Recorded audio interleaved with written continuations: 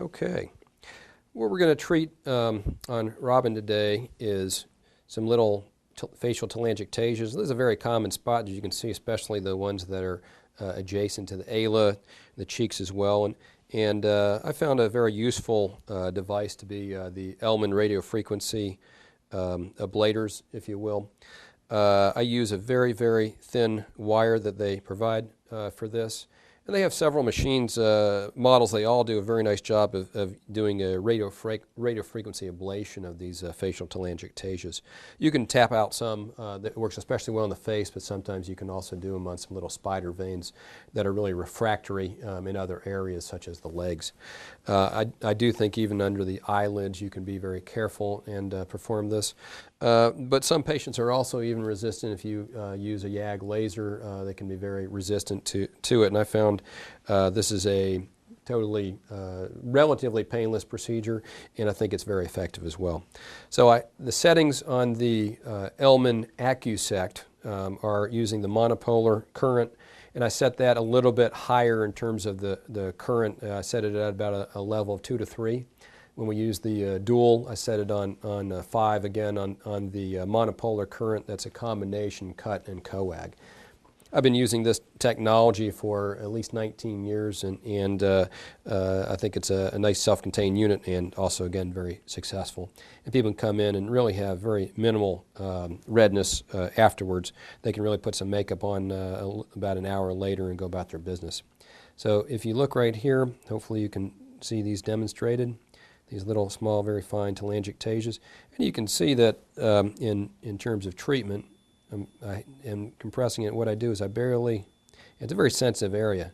I barely puncture the skin because that's where these live. And you kind of trace them out. You doing okay? Mm-hmm. I use loop magnification a lot of times for these very, very small ones. And you really, essentially, are getting inside the little small telangiectasia, little vessel, the capillary, if you will, and it really just coagulates these little endpoints. It can be a little bit sensitive. That's a really sensitive area. We've just used topical to anesthetize it. I think it's pretty tolerable, but we'll ask Robin, and she's not trying to hit me or anything yet, so I think that she's seems to be doing okay with it so far. You can even break out and come a little further along the sides.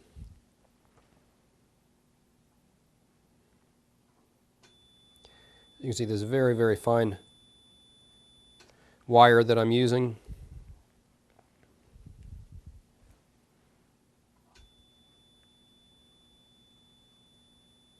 Very quick and easy, nice use of this technology. Just so you know, Robin's had some filler and neurotoxin today, but it also illustrates that this is a nice little quick add-on procedure that you can do in combination with other things such as fillers and neurotoxins all at the same sitting. It really doesn't add anything to any minor recovery time. In fact, Robin will be going out later tonight. So we're just going to tap out. You kind of see this little bigger spider vein, little telangiectasia there. It does smart a little bit, but they really seem to tolerate it pretty well.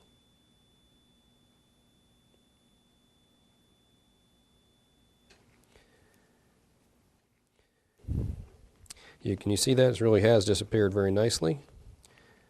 Just a little time and patience there. But that's really done very well. And I can tell you, I've had these done in a very sensitive area. And especially if you're trying to laser these areas, that's really, really uncomfortable.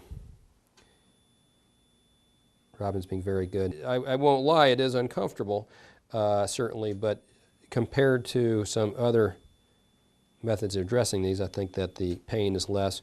And you can see this just a really immediate result with almost no erythema, no to minimal, I will have to say, actually.